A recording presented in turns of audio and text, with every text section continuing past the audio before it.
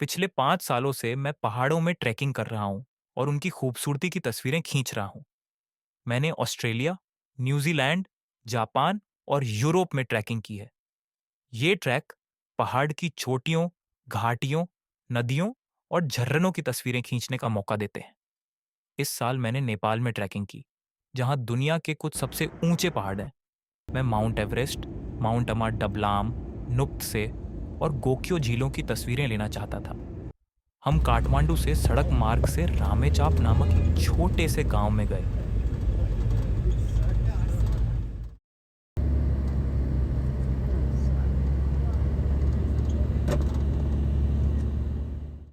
हमें रामेचाप से लुकला हवाई अड्डे के लिए उड़ान भरनी थी, लेकिन मौसम की स्थिति के कारण हवाई अड्डा बंद था।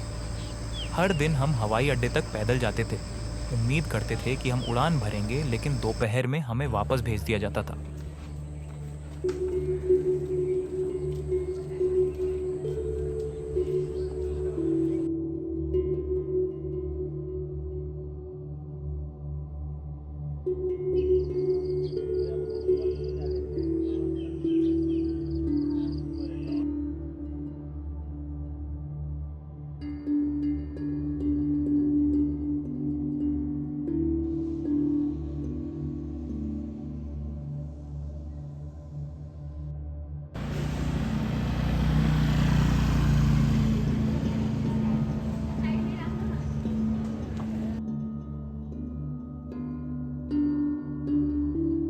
पांचवें दिन आसमान इतना साफ था कि हम उड़ान भर सकते थे।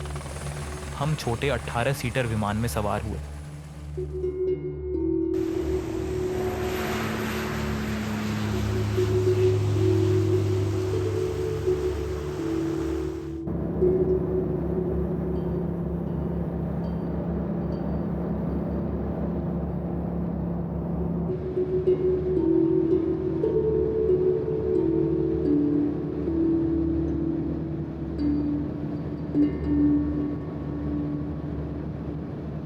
हम विमान से दूर दराज के गांवों और खूबसूरत बर्फ से ढके पहाड़ों को देख सकते थे।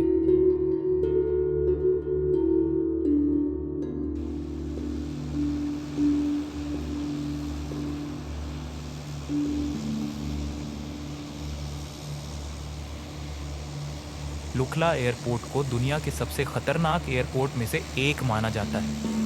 500 मीटर के छोटे से रनवे के एक तरफ पहाड़ है और दूसरी तरफ खड़ी घाटी है, लेकिन कुशल पायलट ने विमान को सुरक्षित तरीके से उतार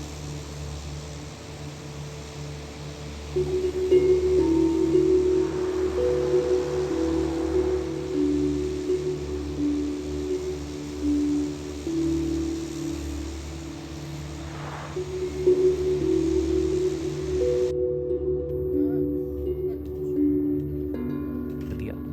जल्दी से लंच करने के बाद हम तुरंत अपने ट्रैक पर निकल पड़े। रास्ता पथरीला था और कई ढलानें थीं।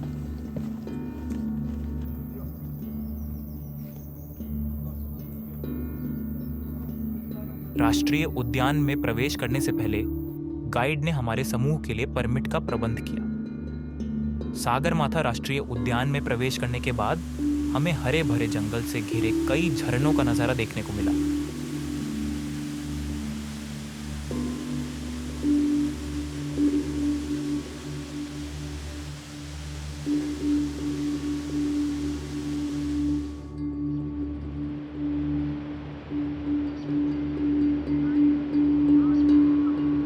फिर हम दूधकोशी नदी के पास पहुंचे।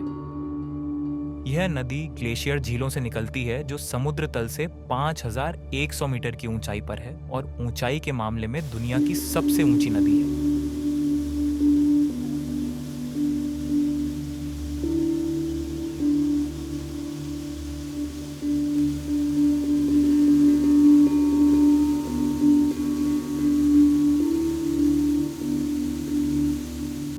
लुकला से आगे की सड़क किसी भी वाहन के लिए उपयुक्त नहीं है, इसीलिए सभी किराने का सामान, गैस सिलेंडर और यहाँ तक कि फर्नीचर भी याक और गधों द्वारा ढोया जाता है।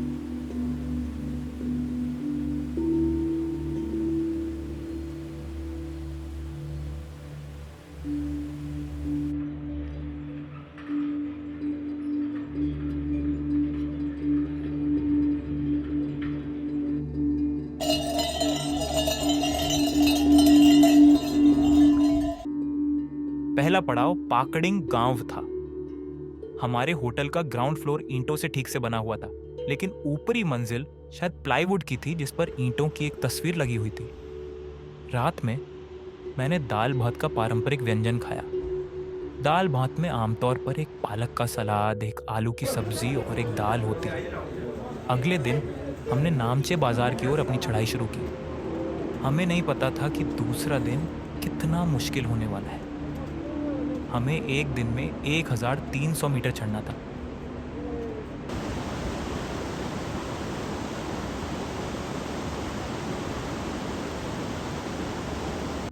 दिन की चढ़ाई के आधे रास्ते में हमने हिलेरी पुल को पार किया। यह नया और लंबा झूला पुल इतना ऊंचा है कि पुराने निचले पुल का इस्तेमाल अब बंजी जंपिंग के लिए किया जा रहा है।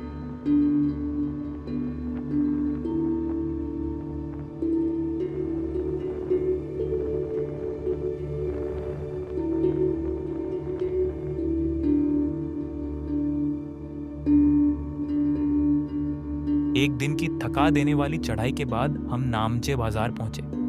ऊंचे पहाड़ों से घिरा ये एक खूबसूरत गांव है जो समुद्र तल से 3440 मीटर ऊपर है।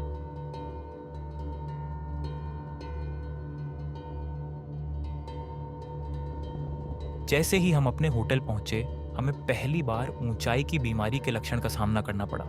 मेरे रूम पार्टनर और मैंने सिर्फ एक पावर पॉइंट का इस्तेमाल करके अपने दोनों फ़ोन चार्ज करने की कोशिश की, लेकिन हमें दूसरा पावर पॉइंट दिखाई नहीं दिया।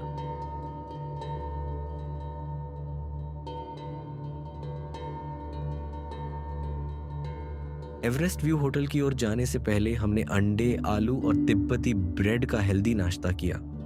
ब्रेड मीठी और तली हुई थी।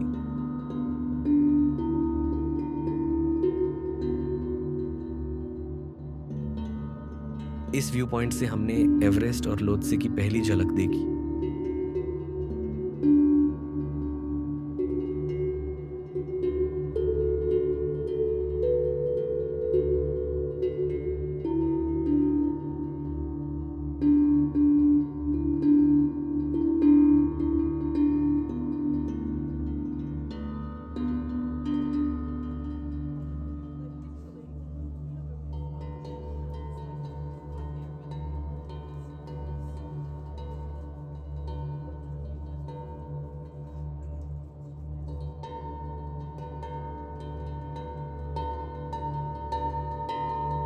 अगला पड़ाव तेंगबोचे में था। तेंगबोचे में एक रात बिताने के बाद हम डिंगबोचे की ओर चलेंगे। टेंगबोचे जाते समय हमें कई स्तूप मिले। अब हम अपने दाईं ओर खूबसूरत अमाडबलम चोटी और सामने लोत्से पर्वत देख सकते थे। मुझे नामचे बाजार में फ्लू के लक्षण दिखने लगे और कोई भी गोली काम नहीं कर रही थी, लेकिन हम आगे बढ़ते रहे।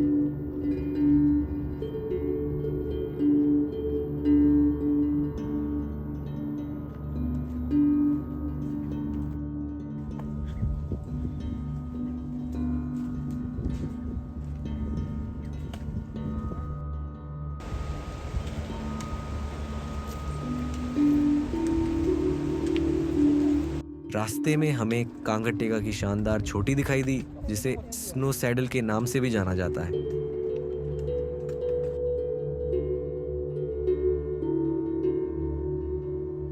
हम टेंगबोचे मठ पहुंचे।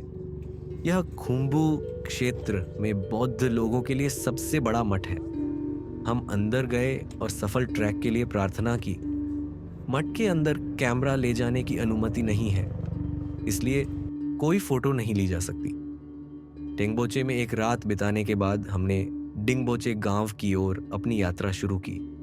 दूध कोशी नदी का नीला पानी और अमाडबलाम के बदलते नजारे ने फोटोग्राफी के कई अवसर प्रदान किए। अब हम 4000 मीटर से ऊपर थे और इस ऊंचाई पर हम केवल छोटी छोटी झाड़ियां ही देख सकते थे। वहां एक भी पेड़ नहीं था।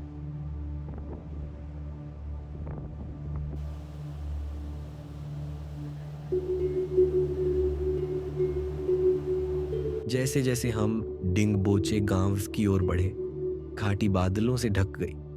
बादलों में एक छोटे से छेद से हम डिंगबोचे गांव और लोत से पर्वत को देख सकते थे। कुलियों ने हमारे बैग हमारे कमरों के पास पहले ही रख दिए थे। चाय और नाश्ता करने के बाद मैं ये सूर्यास्त के समय लोत से पर्वत की तस्वीर लेने के लिए झोपड़ी से बाहर निकला। तापमान -3 डिग्री था, लेकिन नजारा अलौकिक था।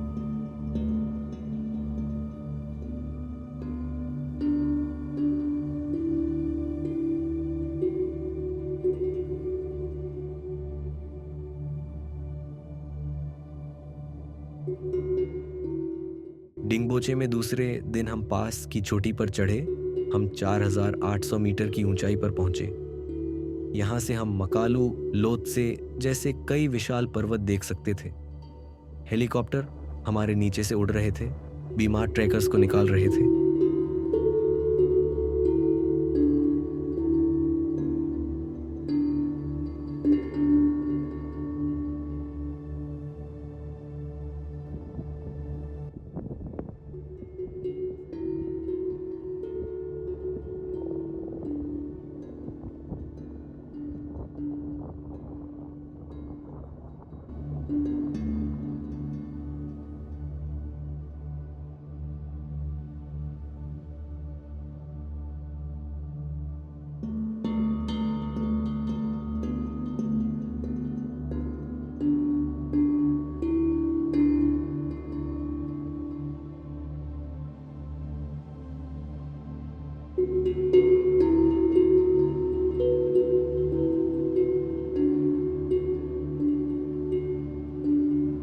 डिंगबोचे से निकलने के बाद हम लोबुचे की ओर बढ़े। हमारे कुल्ली लगभग 10 किलो वजन के 2 बैग ले जा रहे थे। मुझे यकीन नहीं है कि मैं उनके बिना ट्रैक पूरा कर पाता।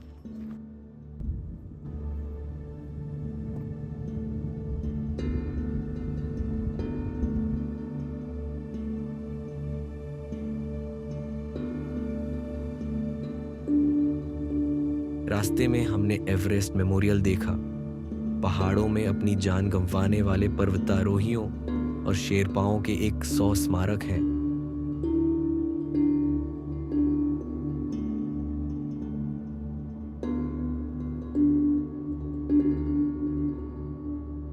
शाम को हम लोपुचे पहुंचे। एवरेस्ट बेस कैंप के रास्ते में एक छोटा सा गांव। मैंने झट से अदरक की चाय पी और नुप्त से पर्वत की तस्वीर लेने के लिए पास की एक पहाड़ी पर चला गया। मुझे आश्चर्य हुआ कि मैं पहाड़ के नीचे विशाल खुम्बू ग्लेशियर भी देख सकता था। नुप्त से पर्वत बादलों से ढका हुआ था। आसपास शायद ही कोई लोग हों। मैंने स्पष्ट दृश्य की उम्मीद में प्रतीक्षा करने का फैसला किया और मुझे आश्चर्यजनक सूर्यास्त की तस्वीरें मिली। बर्फ से ढके माउंट नुप्त से और माउंट पुमोरी शाम की कोमल धूप में चमक रहे थे।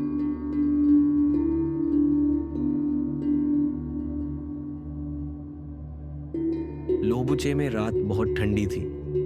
मैं अपने स्लीपिंग बैग में ऊनी डूना के साथ डाउन जैकेट पहने हुए ठंड से कांप रहा था और फिर भी मुश्किल से 2 घंटे सो पाया। अगले दिन हमने सूर्योदय से पहले नाश्ता किया और गोरखशेप की ओर चल पड़े। माउंट पुमोरी के भव्य नज़ारे ने हमें प्रेरित किया।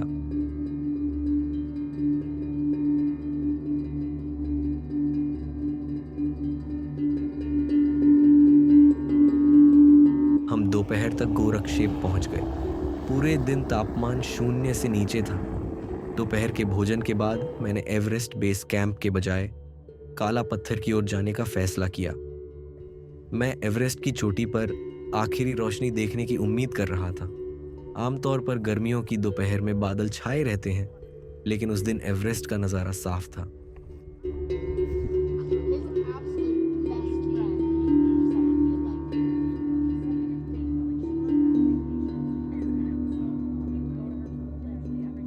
गोरखशेप गांव से काला पत्थर की ओर जाने वाला ट्रैक कठिन था। मैंने हर 100 मीटर के बाद ब्रेक लिया। अब मैं लगभग 5,500 मीटर पर था। कुछ दूरी पर खूबसूरत अमादाबला का एक और चेहरा। सूर्यास्त के समय घाटी का अधिकांश भाग पहाड़ों की छाया में था। जल्द ही सभी चोटियां छाया में थीं केवल एक को छोड़कर, एवरेस्ट।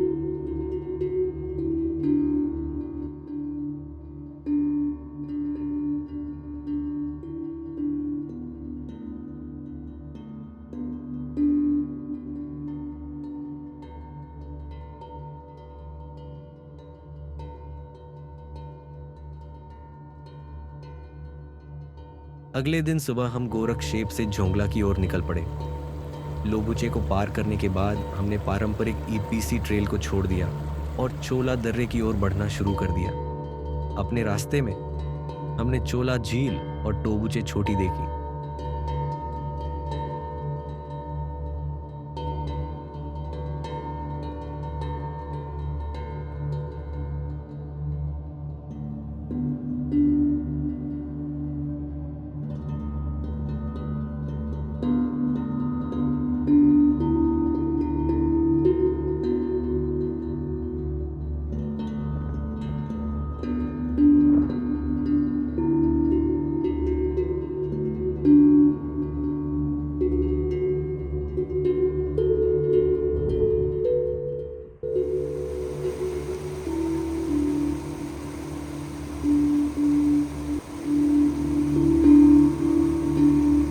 लॉज बहुत साधारण ना, लेकिन चारों ओर का प्राकृतिक सौंदर्य शानदार था।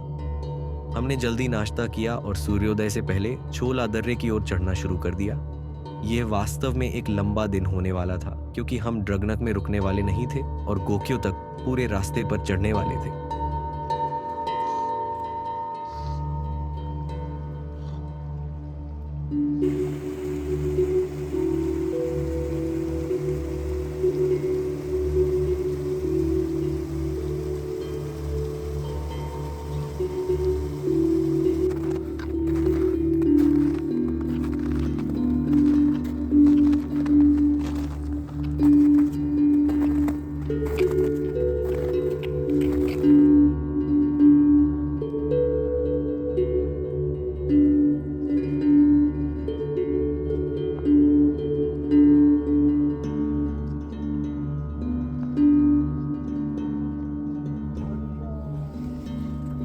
सुबह 9 बजे हम चोला दर्रे पर पहुंचे और दोनों तरफ बर्फ से ढके पहाड़ों के शानदार दृश्य देखने को मिले। हमें जल्द ही एहसास हो गया कि दूसरी तरफ से ऊपर चढ़ना बहुत कठिन होता। इलाका चट्टानी और असमान था।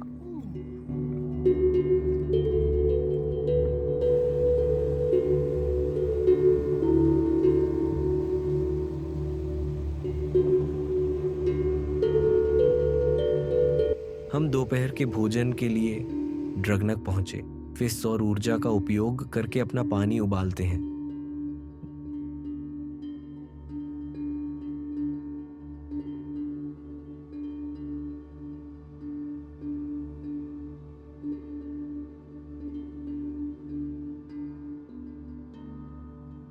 जैसे ही हम नगोजुम्पा ग्लेशियर के पास पहुंचे, हमें एहसास हुआ कि इस आखिरी 2 किलोमीटर को पार करने में पूरी दोपहर लग जाएगी। बहुत ही संकरे रास्तों के ठीक बगल में विशाल हिमनद झीलें थीं।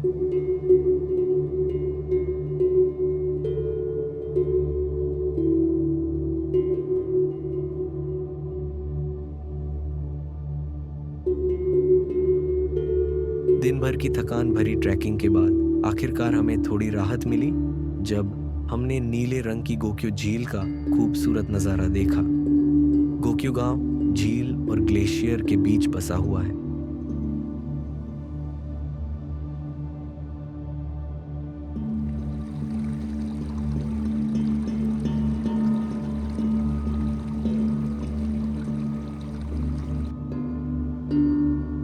लगभग 5000 मीटर की ऊंचाई पर स्थित गोक्यो झीलें दुनिया की सबसे ऊंची मीठे पानी की झीलें हैं। 6 झीलें आपस में जुड़ी हुई हैं और इनके पानी का रंग सूरज की रोशनी के साथ बदलता रहता है।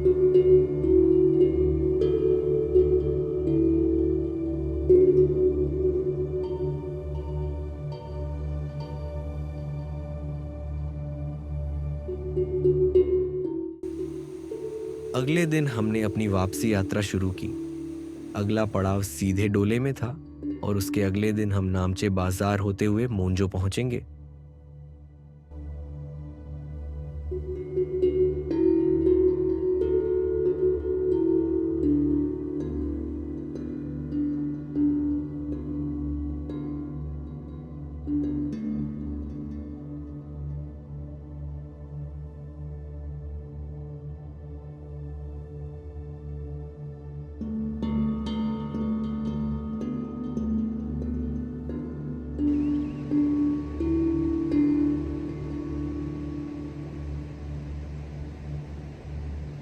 मोन्जो के सुंदर दृश्यों का आनंद लेने के बाद हम घर जाने के लिए लुकला की ओर चल पड़े। इस बार हमें उड़ान भरने से पहले सिर्फ एक दिन इंतजार करना पड़ा।